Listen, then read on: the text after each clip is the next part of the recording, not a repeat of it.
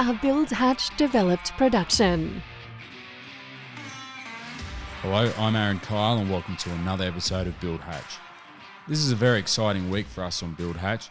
On this week's episode, we feature our first ever client perspective. This special guest is Lisa McGuigan, who you may know from Lisa McGuigan Wines. Lisa's brand new wine project is the newly opened wine cellar door called VAMP, which is located in Pokolbin in the Hunter Valley of New South Wales. This was a very entertaining sit down and provided a really unique perspective. That is, the client's perspective.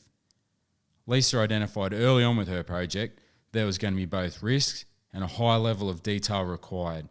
She knew that she had to be close by, present, accessible, and have a positive input in order to deliver a project.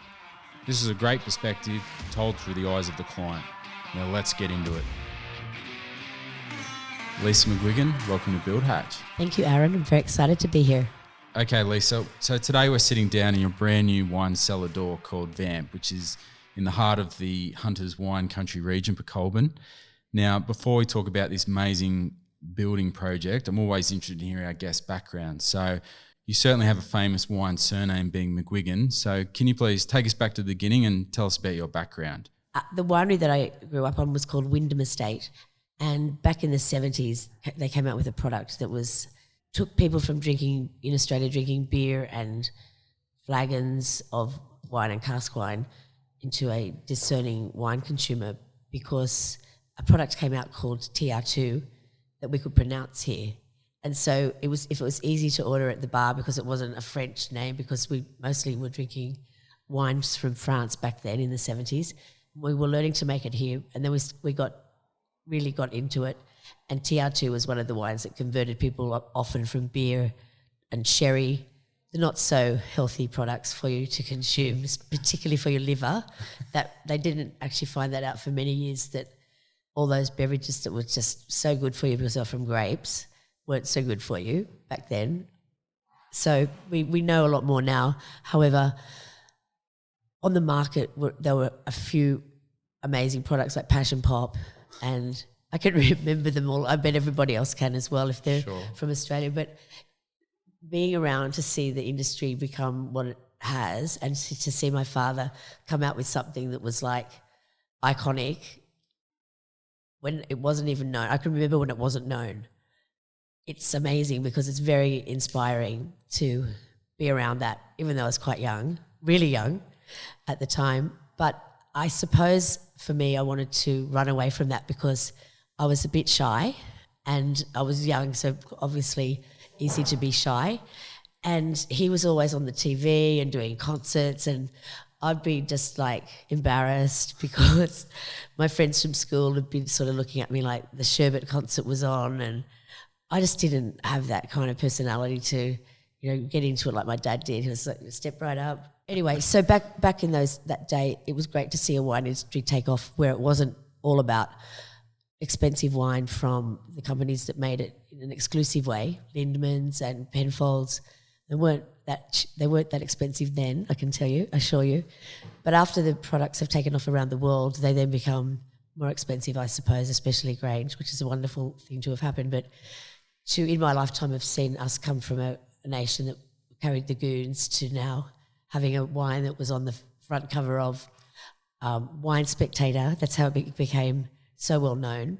In the year 2000, it was given the number 100, which is 100 out of 100, by Wine Spectator's judging panel. And that's just never, it had been seen on some French wines, but not on an Australian wine. But Grange got 100 points on front cover of Wine Spectator, and that just went nuts. That was the year 2000. Right. So I guess to take it back, you had this incredible family upbringing of the winery industry, and then I guess that's where you got to learn work ethic, and then you went away, applied this entirely other career in, I guess, hospitality or hospitality management. Yes. How did you get into that industry? Well, when I was growing up in the Hunter, my dad always wanted me to be a winemaker. And of course, as if children do what their fathers want, particularly this one. And so I wanted to be many things, but mostly an artist. I think that was the trend then anyway, but I enrolled in visual arts and my dad enrolled me in finishing school in Switzerland. Oh, really? And that's where I found myself, and straight after my HSC I got sent over to Switzerland. It was the 11th of January, my birthday, and I was in a place that I couldn't drink because I just finished high school, and all my friends were going to uni and having amazing times at the bar, and I was like thinking about that. But I got down in the bar in Switzerland, which was amazing. After I settled down a bit and got over my birthday not being a celebration, I started to speak in French, because if you didn't speak the language, the house language, you'd very easily get kicked out. That was very strict. So I fell in love with all the people that were doing the courses in hospitality management, and that wasn't even big here then. So I was like well ahead of my time, and when I came back, people just didn't believe me that there were hotel management schools, and because here you just go and work in the restaurant, right?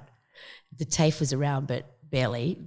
The builders would go there, the butchers would go there, but I just saw everything in Switzerland from a totally different aspect, and I fell in love with it. I just fell in love with the service and the way that in Europe being a person who served was such a prestigious position. And many times in restaurants over the years or in films as well, you see this, but it's portrayed in films very well, that there'll be a waiter and then there'll be another waiter that is responsible to the senior waiter, and then they're not allowed, the lowest waiter can't even put something on the table, but they take such pride in presenting food that I got it, because that's how I felt about wine, because that's how I always tried to have the white cloth over my arm when I was younger. With my sister, we'd be pouring wine at dinner parties, pretending to be the sommelier. We couldn't even say it. I learned how to say it, so that was handy. But having even though I was joking a bit about the TR2 because it was a commercial product, but the art of wine was really respected. It wasn't there was nothing cheap about it. There were great people in the industry, and the Len Evanses and all the people that would be in our lives that did such amazing things over the years to come back then when I look at it. And I really respect it. So I suppose having a father that could rationalise it and make something that was quite different, make that work, create a venue for people to go to in the Hunter Valley with rock bands, and coach groups would come by the hundreds. There'd be like 20 coaches a day for lunch. So, but we didn't even serve lunch prior to that in this area. So those things were really exciting to see, and it's only when I look back that I suppose that it's more exciting, because there's a real picture there, and its success, I suppose, continued on and on and on. And, there's lots of things happen in organisations when products are discovered or they're created. People start buying each other, and all of that has come through as well. But when I look back at what you've just asked me, I'm really proud to have grown up in that industry. But I did want to get away from it because I'd mastered the cloth over the arm, etc. I wanted to go and learn other things about other fields. So having gone on that trip that I wasn't intending to go on after my school had been completed, I did a year in hospitality management school, and I was supposed to be doing the good behaviour classes, but I actually was able to swap into the hotel management commencement of this course that then was brought to Australia, or it had already been run in Australia, but only 12 students a year could go to it at Ryde College. So it was no hope of getting in, but when I got back I managed to get into the Newcastle course, so that was amazing. I learnt so much, and bringing the wine and the food together was great because I could teach my dad about the food and my mum. Not really, I'm joking. So that was a great experience, and to be thrown into a place where it's just all so respected, and to come out of there, I don't know what I would have been like without having that training, because I've been totally respectful of all of the food and beverage industry for since I was, at that age I've been describing. And I look back at it now, and to have my own wine brand, I didn't expect that I would, but it just ended up becoming like that, and it that's where I've ended up coming back to. And building something is what took me from the hotel industry that I loved. Working in 5-star hotels was just a most tremendous experience. But then I had an idea to go and start my own wine brand, which I did, and that was a previous brand. So that's 20 years ago was when I did leave the hotel industry to go off and find my wine passion again. And so the first brand being Tempest 2, which for the first time I had involvement in designing a building. And it was so exciting to be able to put a building in a paddock that had only had like rubbish, and it was a main corner in the Hunter Valley that had just had grass growing on it. It wasn't even really. So it was basically like an unused paddock. Well, Hungerford Hill used to put all of their skins, and I think actually they owned it for many years. It was across the road from their winery, but it's now the biggest roundabout in the Hunter Valley. Roundabouts were a long way in the future back then, 20 years ago, when I'm thinking about that corner. It was a bit of a rough corner back then. But particularly after a few wines. I think it's how it got that way. And there've been the same huts on the corner that you would have noticed. They look exactly the same as when I went there for a 13-year-old's birthday when I was at that age. One of my girlfriends had a birthday party in those little cabins, because it was probably the only cabins. Everything else was a winery, and there weren't even any hotels here at that time, no restaurants. So that was where she chose to have her birthday party. It still looks the same. I think maybe my hat's still under the house because they've never been changed. But over the years, that the Tempest 2 winery was started about 5 years after I started the brand, because the brand had taken off, because there were some labeling, the label design and the bottle design. We needed it in the wine industry, especially because chicks weren't buying the wine, and they were going to start purchasing wine back then. But that's when the husband got too busy and said, "Get the wine, the boss is coming for dinner." But when wine looks masculine like it has looked, and it's great, it looks magnificent the way it is as a masculine looking product, generally speaking, about all wine until, let me think, 1990 had a masculine look. And that's because in the wine industry then, usually the winemaker designed the label. We didn't even have a graphic designer in most companies. So the winemaker designed the label, and of course it's going to be masculine. And there's nothing wrong with that. However, how the chicks needed some kind of a bit of a tip, or a bit of a letting them in on a secret, I suppose, for them to be able to, with their eye, know that wine could be good, or that wine could be good, or that one's not going to be good by the label. So I guess you could see back then that this winemaking business and the winery regions, it was a very traditional masculine industry with a lot of tradition, not a lot of change. Correct. And you could see an opportunity for, I guess, creating some sort of influence, really. Well, I could see that there was an opportunity for the direction to be a little more informative, and to have certain elements that related to the product they were about to buy, that it gave them a hint as to what that product was going to taste like.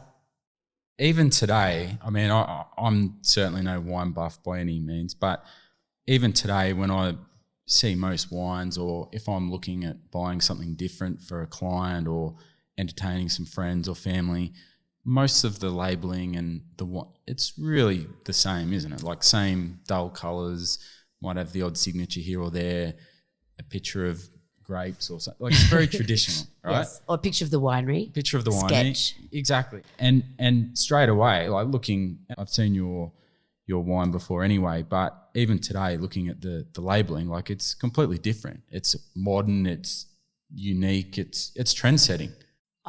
I was caught by some materials that were shiny, such as a metal.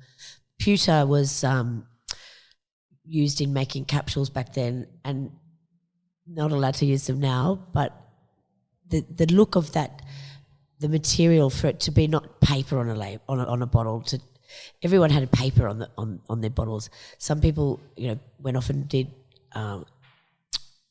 They used wax on bottles for special wines sometimes, but not that durable. But metal, that God, that's going to last in the ice bucket. Because how many times have you gone into the ice bucket and the labels come off your bottle? Or maybe you drink it faster than. But clearly, you've thought about the entire experience. Yes, because only because not because I wanted to create something to sell to people, because I wanted something that I could have. That I wanted a bottle that would be something you could take home, and you could excite someone because look how great it looks, like a lovely bunch of flowers, for example. You don't just take the flowers home in a plastic bag. You wrap it up, and it's about the whole package, right?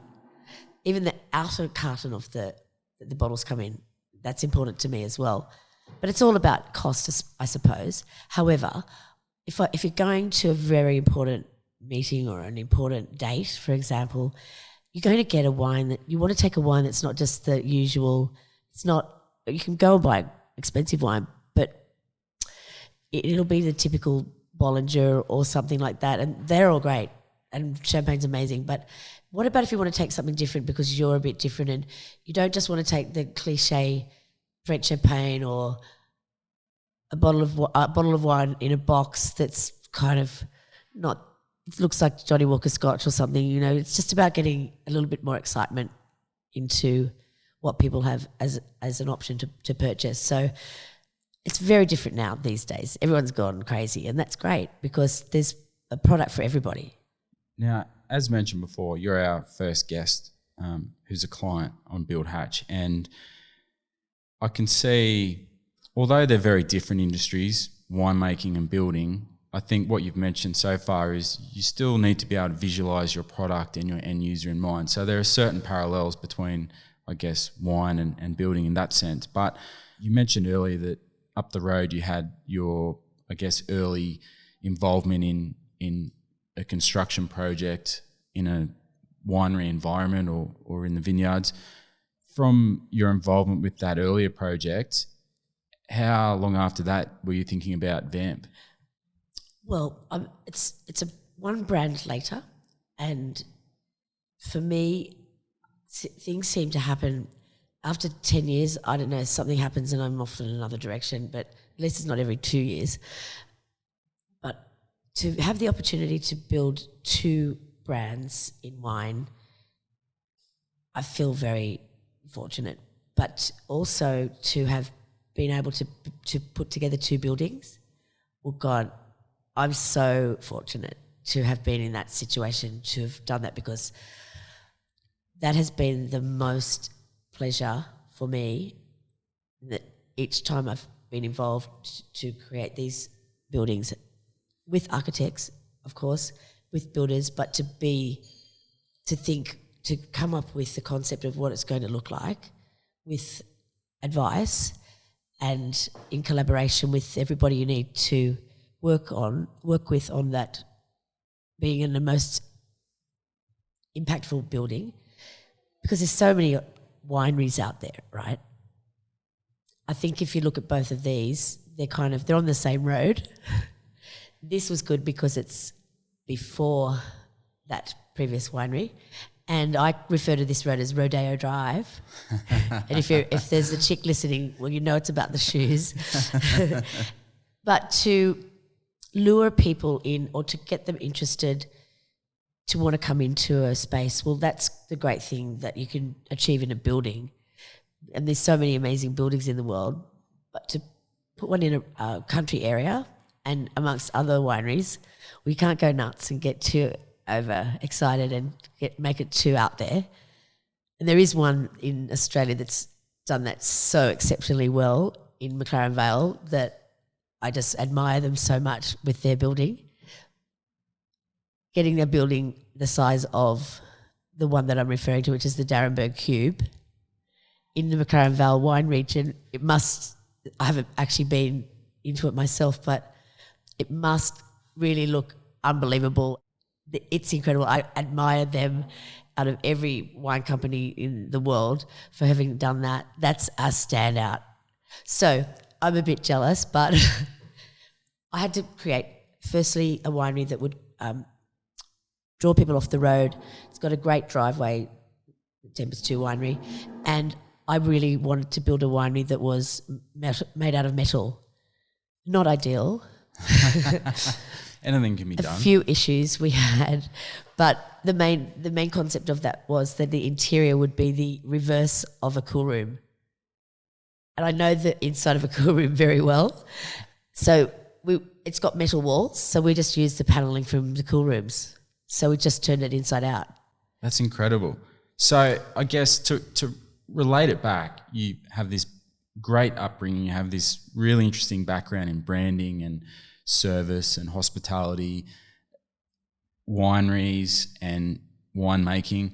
And then I guess to put all that into context, it's delivering a service with people in mind. You've developed this concept for VAMP. How did you have those ideas that you just mentioned with the turning the cool room inside out? Did you have these before you had even thought about engaging an architect? I knew I'd use the cool room somewhere because it was wasted inside. Because being in the hospitality industry, you spend a lot of time in the cool room, stacking it, cleaning it, and so I was familiar with the panels. So when I thought it would be wouldn't be that hard to create a building because there's so many materials that are available. Surely you can use the ones on the inside, on the outside, that was a bit naive. However, the architects and the interior guys loved me, not. I guess you have the fortune of being responsible for a building and how it's going to look. And I've obviously got backers, so they have to like what I'm talking about. So I haven't had many things rejected because I understand the landscape and I understand that it has to also make a statement in architecture as well as building in many other industries, and the people involved all have to feel proud of it. And if it's a bit off field and it's not suitable, they're all the reasons why you won't get a good builder. All of those complications, you're asking for it, but you want to do something different. It's always very hard to what's different, and when you're not a builder, how the hell am I going to work that out? But I've had great advice, but I've been able to I've had a vision of what it's going to look like in terms of colour, not necessarily shape, but colour, the texture. They're things that I've kind of been working towards, and then suddenly I get hit by an opportunity to do a building, and then all those things I've been thinking about for some reason, boom, the Gothic, everything. This is Gothic, right? Yeah, I love it. Like crucifix, chainmail, knight's armour, dark colours. I've always been obsessed with it. Swords, Madonna, like a prayer. People have asked me about that, but she does great things with materials as well. But this Game of Thrones, someone said, it's just Game of Thrones, and I've never watched Game of Thrones. I've seen the covers on the DVDs, but it wasn't on Netflix, so I wasn't in a situation to see it on whatever channel it was on. Maybe it was on Foxtel, but I keep getting told that like in the interior that we're sitting in that I'm looking at right now, which we've only just come back from, we opened for 4 weeks and then we had to shut down because of a virus, and now I'm looking out there and it's got a light that I can see that was created by someone that I met 20 years ago who I didn't think would remember me, but he's a fantastic. He does these kind of lights around the world. When I looked at his website, I was like, he's not going to remember me, because I met him and did my wine for his event in Melbourne so long ago. Well, it's so amazing. So we have to mention his name, which is Christopher Boots, and I know his work, and he's taking on the world by building these amazing crystal lights. So it's amazing to have his work as a feature in your project. So Lisa, you had these ideas and concepts, and you knew what sort of theme that you were after with this project. How did you select a suitable architect to take on this challenge? Because I'd imagine being such a practical person, having certain standards, and you knew exactly what you wanted. So how was that process in selecting an architect to take this challenge on?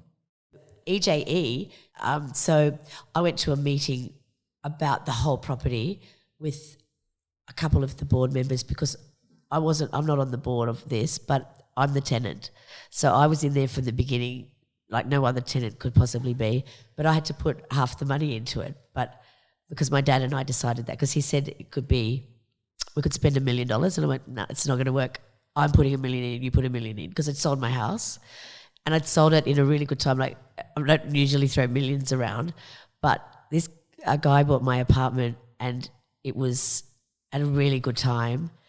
And I wasn't even wanting to sell it, but an agent came to me and said, someone wants your apartment. But I'd been there 10 years, and I bought it off the plan. Like, there wasn't even any bums moved out of the building that it was being created from when I bought into the building. I was one of the first people. So it was way, way, way back. I knew that this was going to be the best building in Sydney. And so it was another year and a half before I could even get into we could even see the plans for the building. But it was the old police headquarters in Sydney. Yeah, right. Yeah, and it was amazing. But I got in there way early, and so I was able to do what I wanted to do with this because I made the right decision there. But it was the buildings are the things that I can trust. So being a wine person, it's texture, taste, like it's all about sensory, isn't it? Yes. So in some ways it has parallels with building, where you need to be able to visualize it. You need to be able to think about what's it going to be like walking through the building. How's it going to sound? How's it going to look, feel, touch, the whole works. Yes. Which comes back to being able to deliver, I guess, hand in hand with your wine product. Yes. So with the architect, what was your involvement with them? When I met the gentleman from EJE, he was in a meeting that we just were not even meeting to meet each other. But when I heard him speaking in this group meeting that I just had to go to, which I nearly didn't go to, I realised he was from an architectural firm, and I really liked him, and I was like, I'm going to speak to that guy. And when I spoke to him, he was just he handled it so well. He wasn't even trying to get, the design. It was just, they were just doing their job, but they knew all this stuff was going on. And so I went to my dad after the meeting and said that I've selected the architect and they're going to come back to us with some costings. So you felt a bit of a connection just by sitting down and talking with this gentleman? Just the way I was handled, because I was just like this. He didn't really know what I was doing, and we didn't know what each other were doing, but I knew he was an architect. He must have known I was a potential client. Anyway, and he handled it extremely well, in particular from following up when I probably didn't seem like I could be definitely a client, like I could have been anyone. And I come in halfway through the meeting, and I'd never even seen these people before. I was came in from Sydney, so they weren't like people that I'd ever been in a meeting with before. And so he would have worked out that I was Brian's daughter, but he wouldn't have known that Brian had just fired the other architects. So I needed someone I could trust and someone that looked like I could get the job done with them, because I knew that I didn't need an architect to come up with what the idea was. I had the idea. You already it was just had there. the concept. You needed the delivery. Yes. Well, I needed him to read what I was saying and to interpret what I was saying, and he interpreted everything I was saying before I even asked him to look at the project, and he was amazing. Because it's not an easy thing to do. Like it's extremely difficult, particularly coming from a practical person. You have this idea in your mind, trying to convert that onto paper or onto a computer screen. It's quite a process. Yeah, it is. And this guy was a young guy, and from a company called EJE, and now they're just like, I don't know where I'd be if I hadn't met them, and I don't really feel like that about organisations often. And as I said, I knew that I had the idea and I could get to it, but this made it so much better. They just sort of knew what textures I was wanting to get to.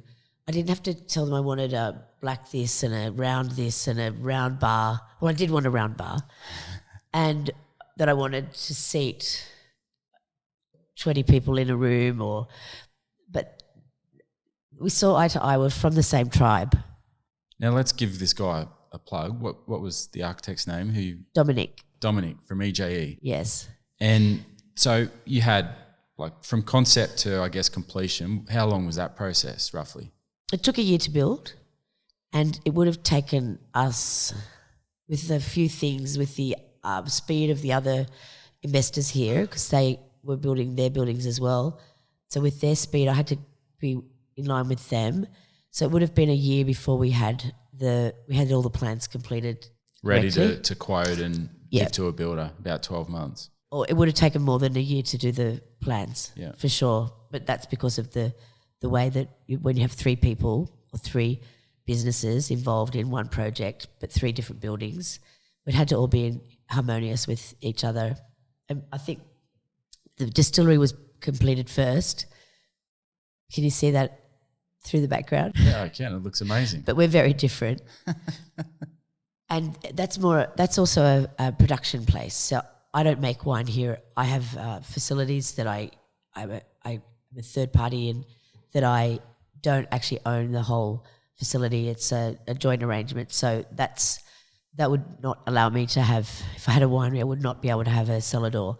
And I want to have a cellar door so I can take my brand to the next level, which is 10 years of selling it in the market in Australia and now going out to the consumers. So most people wouldn't even know what it is unless it was recommended in a restaurant, or they might have, maybe crossed paths with me at a wine tasting. But now I can capture everybody who wants to call in here, because they don't know what it is because it's all black. And I only just put the sign up because I thought I didn't need a sign, but my mother made me put it up, and it's a cross. And some people think it's a church. But I think it's intriguing because it creates curiosity. Yes, it does. So I guess with this level of involvement and trying to construct a project of this caliber, what sort of contractual arrangements did you have with the builder? I mean, I'm guessing you'd have to have like a cost plus contract. Yes. So I guess for our listeners, in terms of cost plus, it's either for, I guess, a project where you have a fair idea of what's going to be included in the contract, but you have that either confidence in the builder, between yourself and the builder, working together as a team, collaborating, maybe dealing with 80% of the job quoted, but you might have, particularly with a project of this caliber, you might have a certain amount of finishes that you say, well, look, I'll look after that, or I'll have input into that. So how did that work with the builder? So what he recommended was a fairly basic contract that allowed us to be I'm not sure what it's called legally, but he allowed me to, he would come back with his quote on X.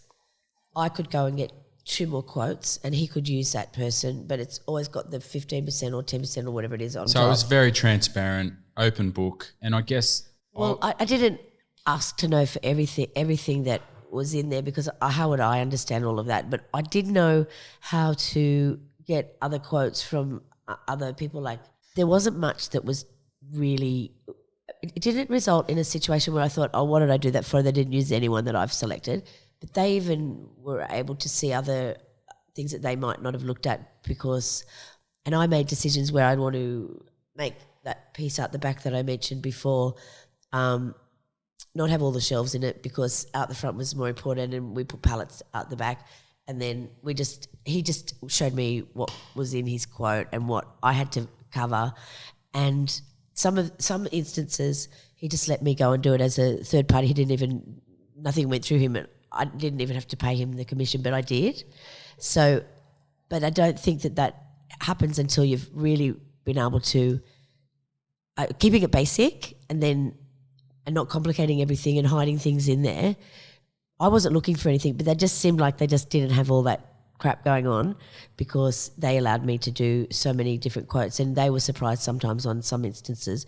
But so you're almost partnering with the builder, and I imagine, because it gets to a certain point, particularly builders who are listening to this, if you have heavy engagement or heavy involvement with the client, sometimes it can be detrimental, because it does feel like that the client's being a hawk or overlooking things. In your particular case, the success of this project came down to collaborating with him being open-armed to you, and vice versa. You were actually helping and participating in the process. And because I was here, and I told them I needed to be around because we hadn't decided on every finish. And I don't know enough about finishes to be able to do that in advance. Most of the time I had to see things, and all the components, there's just so many different things. I guess like making great wine, you know, it looks really weird to some people, but it doesn't look weird to me. And of course building, well, you know, I've never been to Bunnings before that really, but you know, you can get too caught up in checking with the wrong people. But because I'd done the Tempest 2 thing, I also had all of the other, that's what happened on that site in a lot of areas, because they had to leave bits to my interior girls because it was really specific in some of those foundations up there, because one place was going to be turned, one bar was, one of the VIP areas eventually would become a cocktail bar.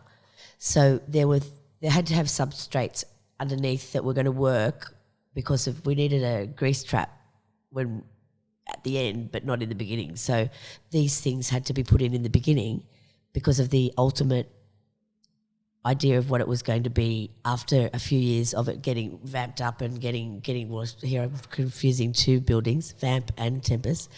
But we had to look at the vision for the future because it wasn't always going to be exactly the same.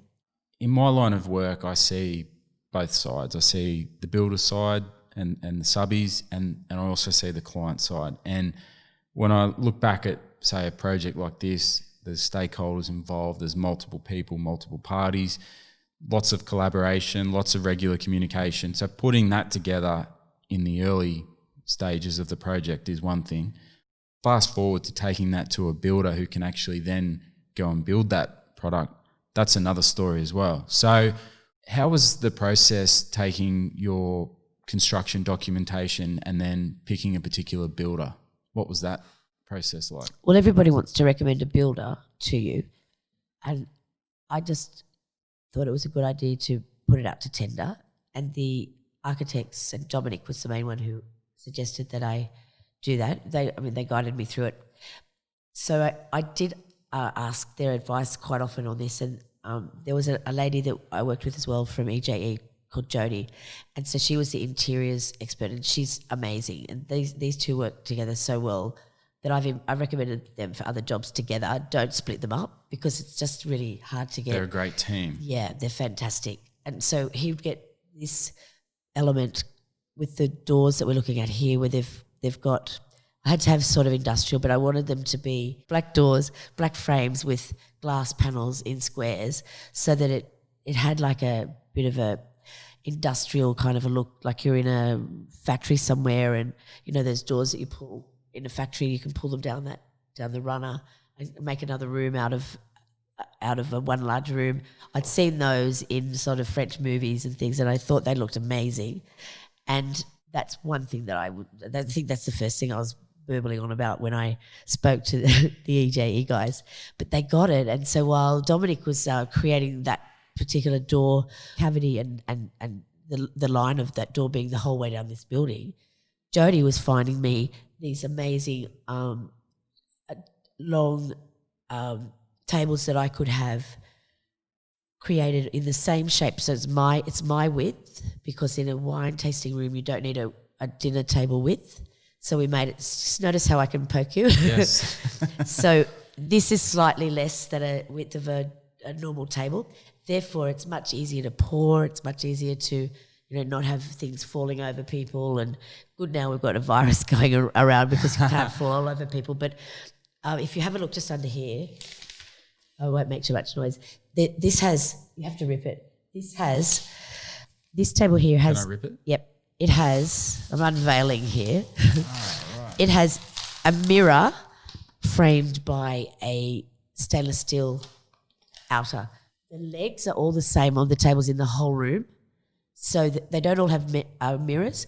The other tables that are outside, they have a different finish. As you can see, that black, really durable material that doesn't get affected by the weather. They're outside, it gets pretty rough out there. It's more durable, so it's better for outside. And then over in the other area where we have those private tasting rooms with all the metallic curtains and Now, I have to, and people listening to this, they'll be able to, we'll post a heap of photos up on our Instagram, so you'll be able to see exactly what we're talking about. But when you walk into this cellar, for me, the standout I see over in the wine tasting area is you have chainmail curtains. Is that the best expression for them?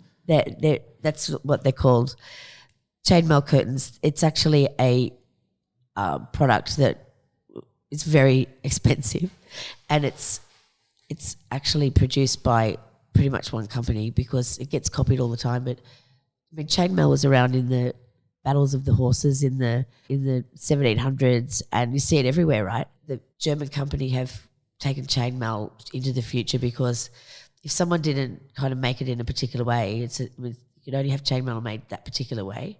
You can't just do your own version of it with bigger hoops or something like earrings. But that is just one of the higher cost areas of no doubt of the place. But it had to have a fairly sturdy frame for that to not buckle over at some point because it's extremely heavy. But it's just the perfect. I mean, I just feel like I've been here forever because that's something that I've always known is going to be somewhere. But EJE went and found the most incredible supplier for this, and it really does pay to have areas that you do go really, really, really perfectly, the best materials you can get, because it doesn't all have to be extremely like that, like a castle. It is a bit like a castle, but they were able to like pinpoint that needed to be from this particular supplier and it needed to be this style, it needed to be this quality. And then there were other areas like we've got a commercial kitchen up the back that's a cold kitchen, but that isn't a standout that is on the other side. It's opposite to the doors we've just been talking about. That is completely opposite to on the other side of this building, but it looks at the chainmail. So we've got that flowing bit and then in the middle a big circle. So there's lots of different shapes in here, but all of these elements are really important because of the way the chandelier has to work, the way the bar has to work, so that the wines it's not too dark in here and you can't see the wines. Can you see your wines? Yes, they look great from where I'm standing. Now, the chainmail. So wine tasting is, in a lot of places, it's a traditional thing to do and it's kind of an intimate setting, whereas what I can see, I'm gathering the point of the chainmail is you can walk in and you can have your own little enclosed area with your little group.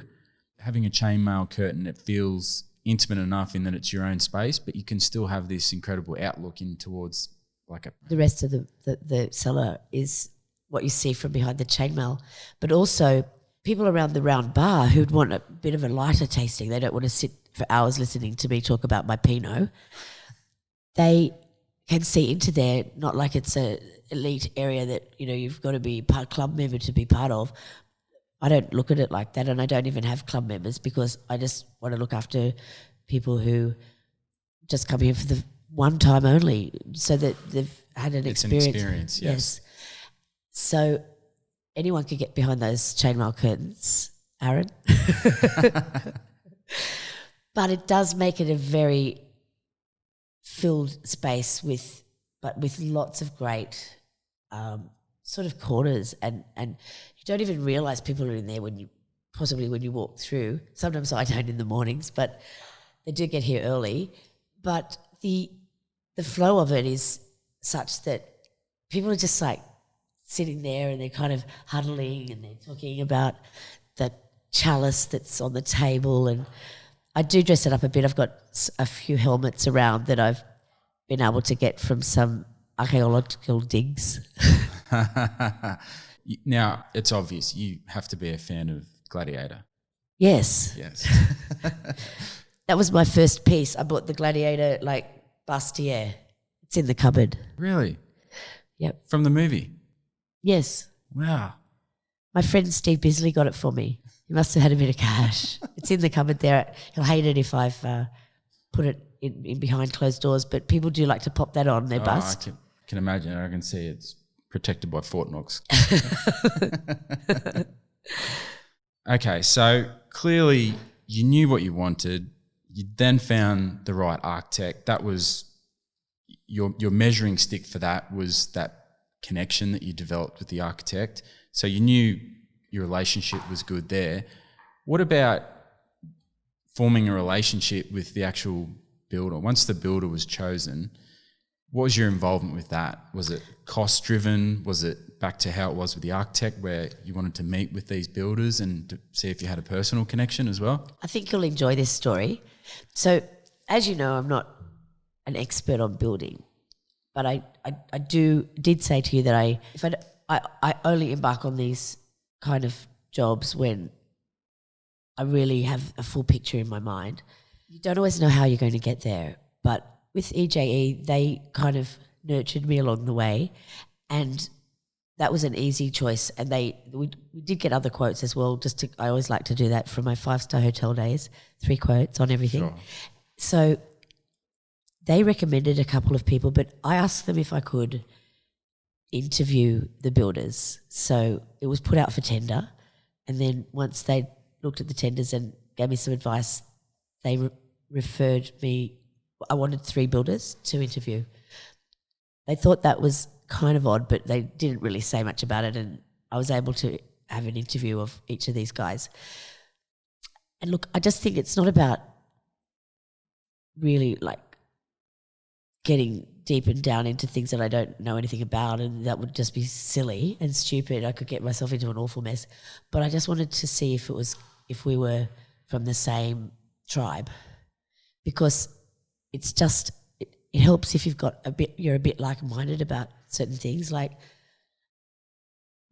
all the builders were great, but there was one company that I shook my head when I was talking to them, going like, yes. This is it. There's They chemistry didn't know there. what I was doing. They must have thought I had some sort of twitch. But I just knew that I did have one company that I did take my dad to these interviews, because I knew that there could be a bit of, like, if a male didn't really love, like if he had a bad a sister that was awful to him, or a bad marriage or something, it may not help my building if I remind him of someone. And you never know. It could be in reverse. It could be he could have had a terrible client like myself. So just things, you don't know what has happened to people, and it's better to avoid issues, because everybody does seem to talk about the problems with the builders, right? Oh, What is that? it's brought up at every dinner table. What is that though? Look, I don't understand. Yeah, look, it's a long process. There's a lot of stakeholders. There's a lot of variables. There's personalities. There's everything. Yeah. It's a washing It's machine. like being on a committee. Everyone wants to win. Well, so during those interviews, they all could have done the job, but there was one that did stand out because he didn't just speak to my father, spoke to me, but he also had a couple of other similarities that were they're not obvious ones that I could identify as he was a Catholic or a whatever, or he was a liberal. There wasn't a clash. It wasn't about an ego or anything. It was just, can I have a cup of tea with this guy every day? exactly. Like, if I thought that about others, I'd be just crying right now. Not builders, but just other, seeing someone every day, that's a big deal. He probably doesn't feel the same about me, but anyway, it was just an amazing experience. And so that was like first off the rank, like straight away sat down talking and thought, yep, this is the guy. I'd actually done the other 2 interviews first, and I was up to the 3rd, and I was like going, uh-oh, it's got to feel better than this. It's got to spending $1 million, $2 million, one of my dad's, one of my own.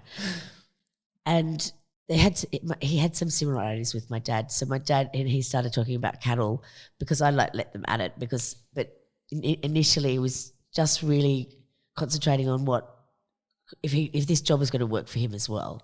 So I think that's a good kind of a approach.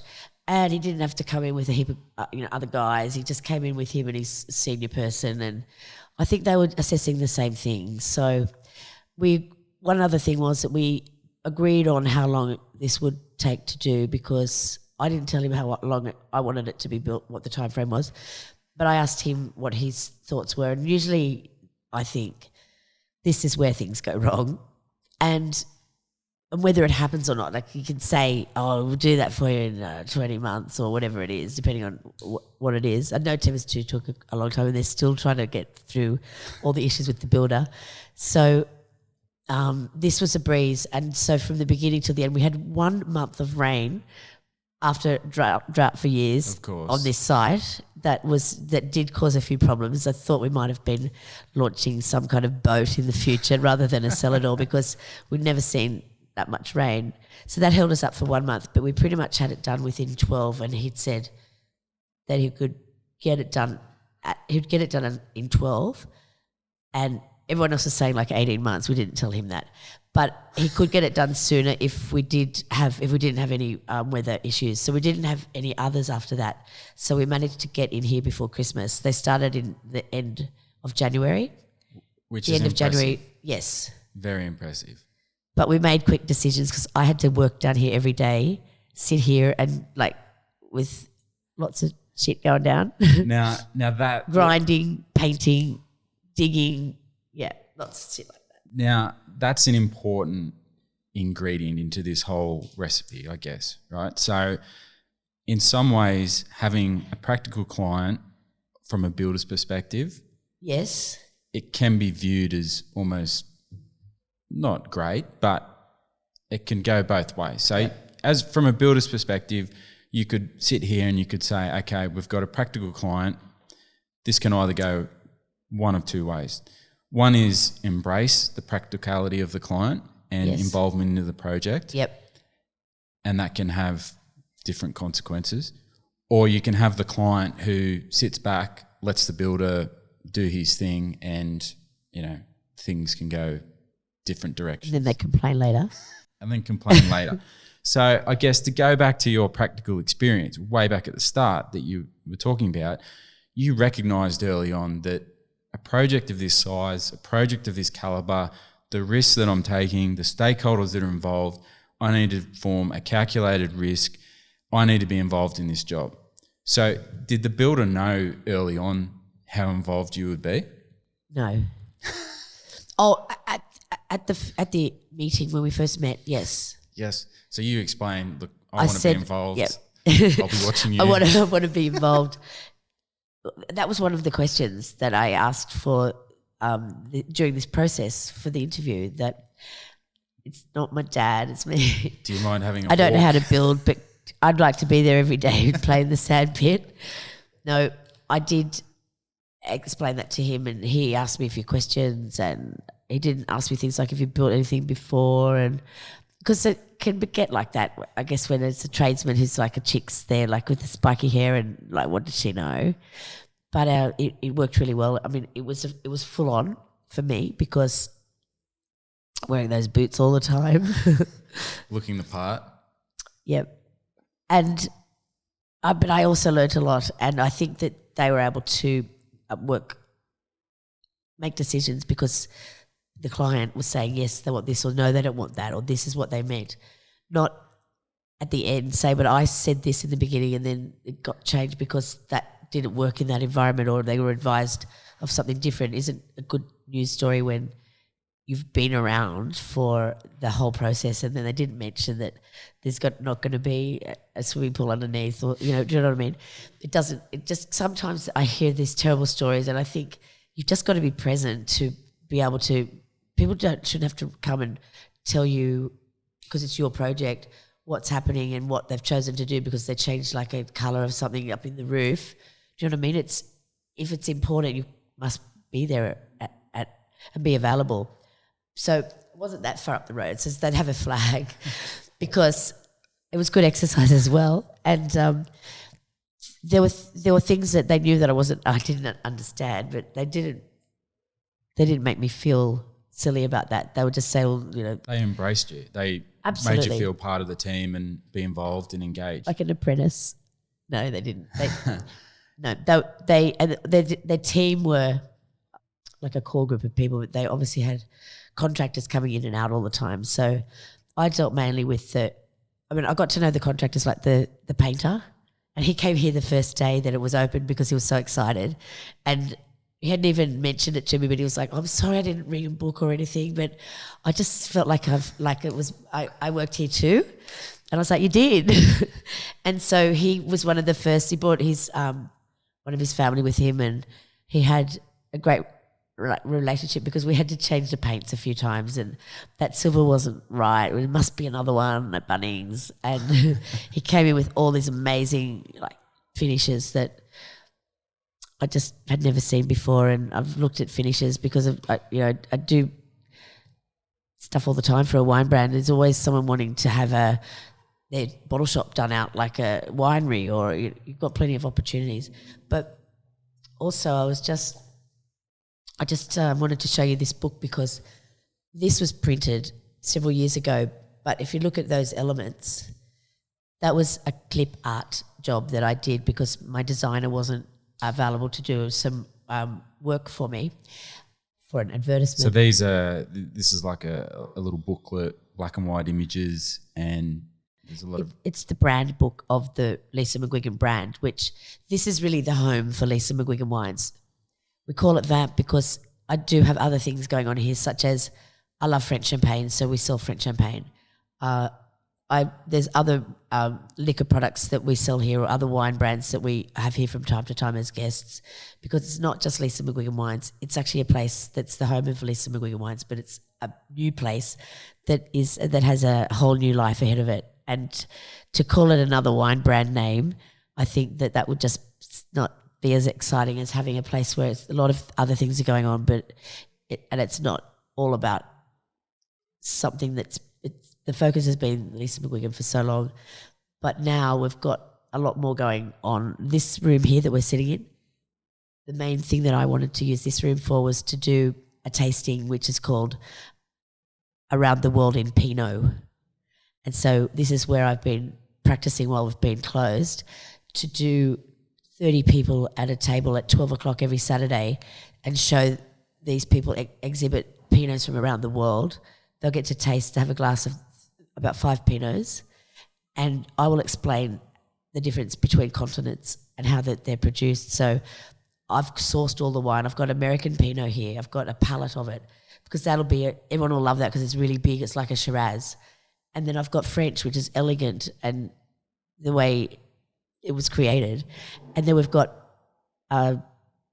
champagne, which is made from Pinot, so that's also another Pinot in the mix. We've got New Zealand. We've got the 3 main continents have lots of different producing areas of Pinot. So from time to time, I think there's like 5 or 6 continents, but I couldn't get to them all yet. But it's too much otherwise. I'm just going Europe, America, and the Asia Pacific, so that I can just get. So New Zealand's got so much Pinot that we could just do New Zealand, right, and still not really understand that. But I think there's such a massive difference between America and New Zealand, and then Australia and New Zealand are quite different with the Pinots as well. And it's just depending on where it's grown as to how it results. And so my Pinots are a bit more, they're not as elegant as, say, I'm not trying to be like the French as much. I like a bit more substance in the Pinot. So that will be evident when I pop mine in, but they're not all my Pinots. It's just one of mine. And I think that it's a good opportunity for people to be able to come to somewhere in the Hunter Valley and then walk away learning more about Pinot, which is the least produced wine in the Hunter Valley. Well, there's only one producer and they do it really well, but I'm not touching them, Scarborough. But it's not a place you'd go to learn about Pinot, right? But it's so close to Sydney that there will be people coming here that will not even know that they're going to do that. But it's just something different because you can taste Semillon and you can taste the traditional Hunter Valley products. But why would I do that? Because it's just doing the same as the 120 other producers in the area that open up their cellar door every day. So I just trying to do a bit of, just create a bit more interest. And imagine this room having all these people just like really getting excited because they've just like found out that Pinot isn't always Pinot. It doesn't taste the same from all areas of the world. It doesn't taste the same between different producers. We can do so many things that make it different. I mean, the fruit's always the basis, but there's so many styles that this is just going to go nuts in here. Oh, look, I can see your motivation behind it. I love how you've been completely different with everything that you've done, and the theme here is just incredible. If I could pick one particular aspect or feature of this project right here in Pokolbin in the Hunter Valley, what would be your favourite? I think being able to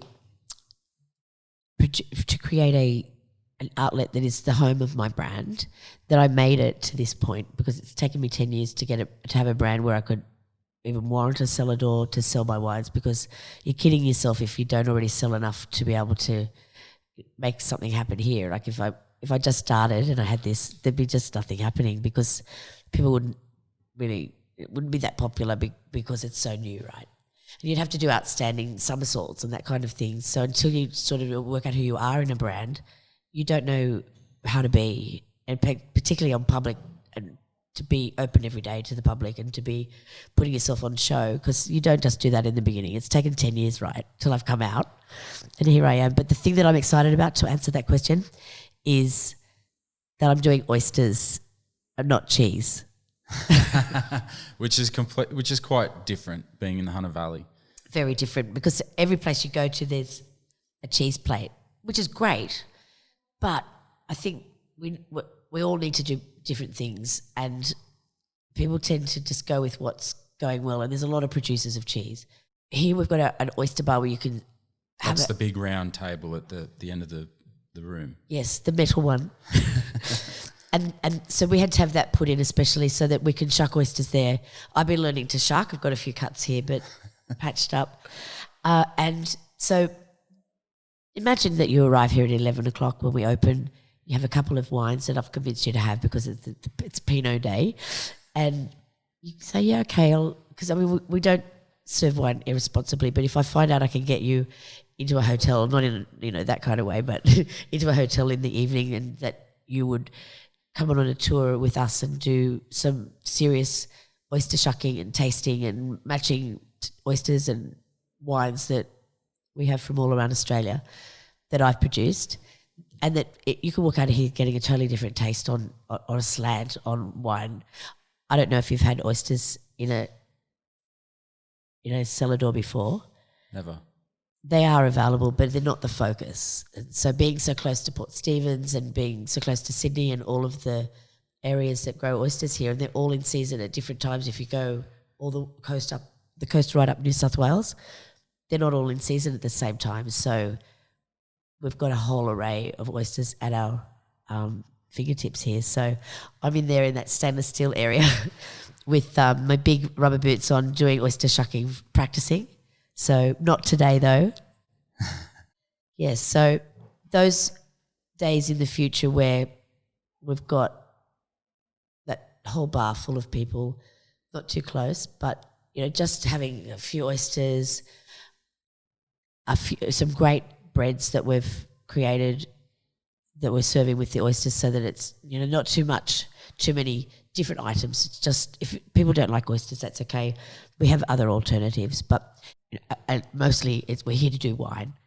You knew that you had to come up with a product that was evolving, and once again that comes back to what you were talking about earlier, where you have a traditional wine tasting environment and you've thought about this as an evolving project. It's going to evolve, and as the market changes, the industry changes, you can adapt, and tourism changes. Yeah, it's we versatile. didn't know this would happen, did we? No, definitely not. But you always have to be versatile, and you just can't be limited. So having the experience of the much larger building made me see that I thought it was just, this is what you did, because they did get 3 quotes on most things up in those other areas. So I brought that into the fold, and they accepted that. And I think that the end result of that is spectacular, because there was a price which was 2.5 that I was told that's what it would cost to complete this. And that wasn't by the builders. That was pretty much an estimate that roughly what it would cost by the architects. We knew that we'd want to spend about 2 million and no more. My dad wanted to make it like a lot less, but I knew that we wouldn't have what I wanted as a result if we were putting together a $1 million car wash building or something. I knew that we could get it down though, because there were so many things that were at the back of house that didn't really need to be looking like the front. And that was no fault of anybody's. It was just that I told them it would have to be 5-star all the way. And then when there were things that wouldn't be that affect the building that much, there weren't things that were like having no driveway or something. There were things that were, well, I wouldn't have silver paint on that floor or on that wall. It would be whatever not real silver paint, right? Because there wasn't an option of a real silver paint in some ridiculous thing once before that we looked at for a facelift on the building up the road, and it was just outrageous. And you don't need to have that. I mean, if it's the front of the building, then that's fine. But sometimes, you have to be sensible and economical and yes, practical. but I'd influence them to give me the best finishes that we could work down from, because I didn't want it to go over this. And so by having that arrangement, we went from 2.5 to 2, which that never happens. You always go over, right? Sure. And because I had to be the accountant, which I don't really like being, they were my builders were very helpful with that, and also EJE, because I'd say, look, we're not going to have that cupboard that I said we're going to have in that area, because we're just not having a cupboard anymore. Who cares? I want to have this more than that. I want that light fitting. This is spectacular. That doesn't matter. You know, we didn't leave rooms off or anything, but we did actually rediscuss many, many things. Usually by the end of a day, we would make decisions on those things, because it would just be a quick process of, wow, if we can do this really quickly and we find this as the option, we can change this. And they were always great coming to me with things like that. I was so impressed, because they just, seriously, they could have just hidden that and just gone, this is what you're having. And I think that the critical ingredient into the success of this project is no doubt that you were able to, A, have that involvement, but B, you weren't far away to make decisions. So to then go and execute that in 12 months is quite an incredible feat, really, when you think about it. Well, I was pretty eager to start selling wine, but also to make sure that there was not one leak going to spring from this building, because I hadn't done my job properly. And I was only going to spend a few days a week up here helping when I could, to be available to look at things, because I know that everyone wants, do you like this or this or this? And the painters were the best, because they kept showing me lots of different paintings, not of this, but I found that I needed to then keep myself here, and I had to lose the other part of my job and employ someone to do that, which was the sales on the road, because I couldn't do both of those things successfully. So one had to be given attention for that 12 months, and that was this building. And I'm really glad I invested my time in that, because the sales, have come back. They didn't drop that dramatically. I've got lots of great customers out there. One just rang me before from Elizabeth Bay Cellars. I don't know if you've ever been there. He's an awesome guy, and he's had that place for so many years. He came up with the name Liquorland and sold that to them. And he just rang me from his lunch that he was at with his wife, because she's been in hospital, but he wanted to know when he could come up here for lunch, because he hasn't been up for lunch since I was with another brand, and he just thought, if I finish the building, well, when's lunch? And so I said, well, where's my order? So, it's great to have people that support me like that in the market, but then he didn't really miss me either, so that was quite a good thing too. All right, Lisa. Well, look, this has been exciting, because you're actually our first guest on Build Hatch from a client perspective. From a client perspective. Fantastic. So it's always interesting to get that other perspective, and there's going to be a lot of architects listening to this episode, and particularly the execution, the strategy. I like how you've taken your practical background in your other career. You've applied a traditional winemaking business, which can have similar parallels with building. I mean, they are vastly different, but they both involve production, and they involve branding and dealing with people, and there's a whole process that gets involved to form the end product. Yes. So there's a lot of different pieces to the puzzle to think about that end user in mind. So thank you for coming on to Build Hatch. Thank you for being interested in listening to my side of what happened in the building, because I even love the building even more because you're interested. And so it just really was such a pleasurable experience. And I've had so many people talk about just when they're fixing something on their house, they have problems with builders. Builders get a hard rap, and I think that it's just sometimes people try to tell them what to do when they don't know what the hell they're talking about, and I understand why they get frustrated, but I just think people should listen to this that are building something that are on my level and to make the builder's life a bit easier, because I didn't think that I would be falling in love with the building industry in my life, and I have. And on that, I think the builder deserves a bit of a plug. So what was the builder's name? Oh, the building company is PBA, and they're a local company that are just out of Maitland, and they do lots of schools and that kind of commercial building. So this one certainly must have given them a bit of a thrill when every day they got a little bit more red wine as they were performing, but they have a really great team. For people who are listening to this, Lisa, and want to come here and check out VAMP, what's the address? It's 2198 Broke Road. It's as you enter the Hunter Valley before the first roundabout.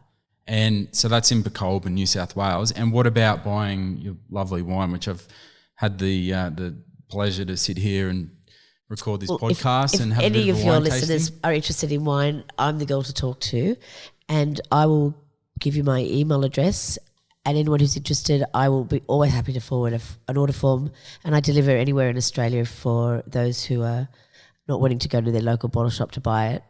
I'd be happy to send it to you with mates rates. And I think that's important, because that's what we're about, and supporting local industries, and construction industry is heavily reliant on word of mouth, particularly during these tough times. So buying direct from you, I think would be an amazing opportunity to do so. So thanks again for coming on to Build Hatch. Appreciate my your pleasure. time. I hope I get another building to do so I can be back on the show again. For sure. That sounds great. Thank you. Well, I hope you enjoyed that episode of Build Hatch. You got to hear about Lisa's hospitality and service background, which is quite similar to the building and design industries. That is, providing a service or product to a client or end user. I have to say it, I was totally impressed by not only Lisa's completed VAMP project, in which I encourage everyone to check out, but you have to go experience the gladiator-inspired wine tasting experience. And if you can't get to Pokolbin, I really encourage you to go buy some of her amazing wines. As usual, feel free to follow us on Instagram or go to our website. And please feel free to rate our podcast. Have a great week, and you'll hear me on the airwaves again next week. Thanks for listening to another episode of Build Hatch. You have experienced a Build Hatch developed production.